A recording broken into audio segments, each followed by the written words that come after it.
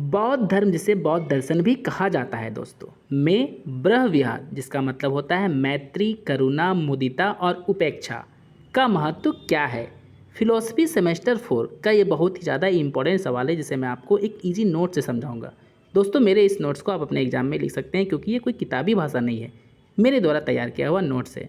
तो चलिए आंसर को डिस्कस करते हैं। दोस्तों ब्रह्म विहार को ब्रह्म विहार भी कह सकते हैं, कहीं कोई दिक्कत नहीं है। ब्रह्म विहार बौद्ध धर्म के 4 मुख्य गुण है। मतलब ब्रह्म विहार जो होता है दोस्तों, बौद्ध धर्म के 4 मुख्य गुण में आते हैं।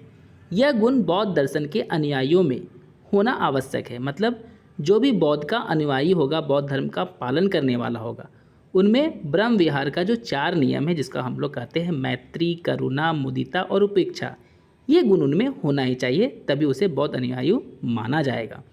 यह गुण व्यक्ति के मानसिक और व्यवहार के शुद्धिकरण के लिए महत्वपूर्ण माने जाते हैं। अब दोस्तों जो व्यक्ति मैत्री करेगा, करुणा यानी दया की भावना रखेगा, मुदिता होगा उसमें, उपेक्षा होगी उसमें, तो उसका व्यवहार तो अच्छा होगा ही, चाहे वो मानसिक रूप से हो या शारीरिक रूप से हो। मुदिता का मतलब होता है दोस्तों आनंद यानी खुशी। इन गुणों का पालन करके व्यक्ति आत्मा का शुद्धिकरण कर सकता है। तो दोस्तों बिल्कुल कर सकता है, क्योंकि जो व्यक्ति किसी से दोस्ती की भावना रखेगा, करुणा की भावना रखेगा, मुदिता की भावना रखेगा और उपेक्षा की भावना रखेगा, तो वह अपने आत्मा की शुद्धिकरण तो कर ही सकता है।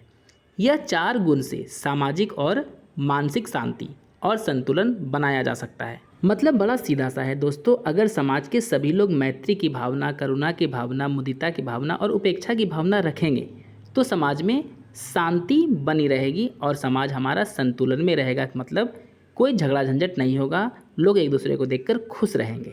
यह गुण समाज में प्रेम, सहानुभूति और सामंजस्य का वातावरण उत्पन्न करता है। मतलब बड़ा आसान सा है दोस्तों, समाज के सभी लोग अगर ये चारों नियम का पालन करेंगे तो समाज में शांति, प्रेम और सहानुभूति बना रहेगा। पैराग्राफ चेंज करके अब हम लोग डिस्कस करेंगे ब्रह्म विहार के 4 प्रमुख गुण।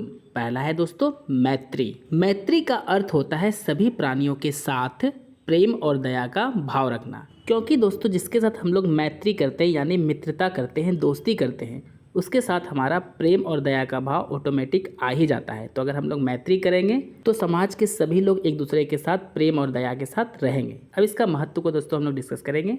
बौद्ध धर्म में मानसिक शांति और आनंद के लिए मैत्री पहला कदम है। यह व्यक्ति को एक दूसरे से प्रेम व सहानुभूति की भावना रखने का संदेश देता है। जी हाँ दोस्तों, अगर हम लोग एक दूसरे के साथ मैत्री करेंगे तो कोई एक दूसरे से झगड़ा करेगा नहीं, और जब झगड़ा नहीं करेगा तो सब हम शांति से रहेंगे और एक दूसरे के प्रति हमारी सहानुभूति की भावना हो जाती है। मैत्री का पालन दोस्तों समाज में समरसता यानी एकता की भावना बढ़ा देता है। मतलब समाज के सभी लोग एक दूसरे के साथ मित्र बनकर रहेंगे, एक दूसरे को दोस्त बना के रहेंगे, तो एकता आनी ही है। दूसरा पॉइंट है दोस्तों करुणा। करुणा का अर्थ होता है किसी दुखी व्यक्ति के प्रति दया भाव और सहानुभूति और सहायता का भाव रखना। करुणा का मतलब जैसा कि हम लोग देखते हैं दोस्तों दया होता है। दयावान व्यक्ति जो होता है वो सबके लिए सहानुभूति की भावना रखता ही है और सबकी मदद करता है, सबकी सहायता करता है, बिना किसी भेदभाव के, बिना किसी स्वार्थ के। अब इसके महत्व को देखते हैं। करुणा का पालन करने से व्यक्ति अपने भीतर संवेदनशीलता और दया का भाव विकसित करता है। मतलब जो व्यक्ति करुणा करता है, दया करता है, तो उसके अंदर संवेदनशीलता की भावना, दया की भावना खुद ही विकसित होने लगती है। करुणा से समाज में एक दूसरे की मदद और सहयोग की भावना बढ़ती है। ऐसा इसलिए दोस्तों क्योंकि जिसके मन में दया की भावना होगी वही तो समाज में एक दूसरे की सहयोग करेंगे। अब जिसके मन में दया की भावना नहीं होगी तो एक दूसरे के प्रति जलन की भावना होगी, और जब ऐसी भावना आ जाएगी दोस्तों तो करुणा वहाँ पे होगी नहीं और ना ही सहयोग की भावना होगी। तीसरा है दोस्तों मुदिता। मुदिता का अर्थ है दूसरों की खुशियों और सफलताओं में शामिल होना। जैसा कि हम लोग अपने समाज में देखते हैं कि लोग खुश होते हैं तो आसपास के लोग जलने लगते हैं, और सफलता पे तो लोग शामिल होने की तो बहुत दूर की बात है, किसी को सफल देख के ऐसे जल जाते हैं कि सफल व्यक्ति के प्रति उनके मन में ईर्ष्या की भावना आ जाती है। लेकिन अगर मुदिता की भावना रहेगी समाज में लोगों के बीच तो लोग एक दूसरे से जलेंगे नहीं, एक दूसरे की सफलता को देख के ईर्ष्या की भावना नहीं रखेंगे, सबके खुशियों में शामिल होंगे और सबके सफलताओं में भी शामिल होंगे। अब मुदिता के महत्व को देखते हैं दोस्तों।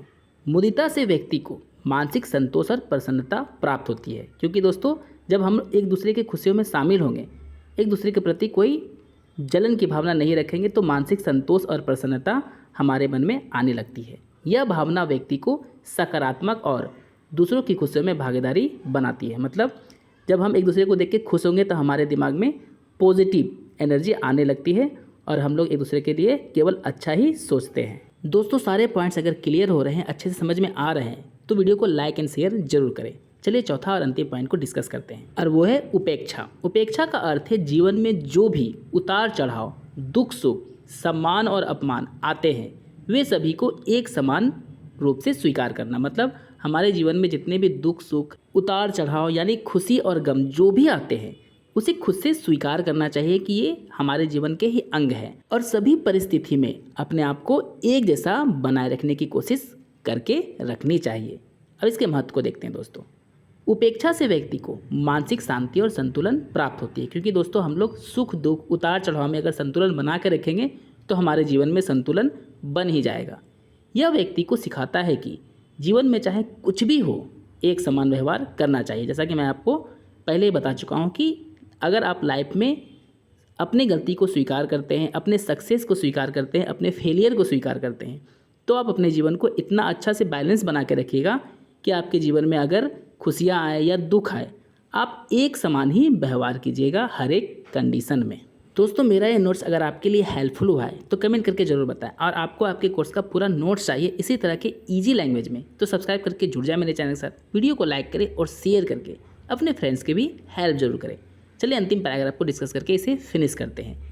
निष्कर्षतः ब्रह्म विहार बौद्ध धर्म के 4 प्रमुख मानसिक गुण हैं जो जीवन को शुद्ध और संतुलन बनाते हैं। मतलब ब्रह्म विहार के चारों नियम को अगर हम लोग पालन करते हैं अच्छे से तो हमारा जीवन सुख और समृद्धि से भर जाएगा और हमारा जीवन बैलेंस में रहेगा। ये चारों ब्रह्म विहार के नियम समाज में प्रेम, सहानुभूति और समरसता का वातावरण स्थापित करते हैं।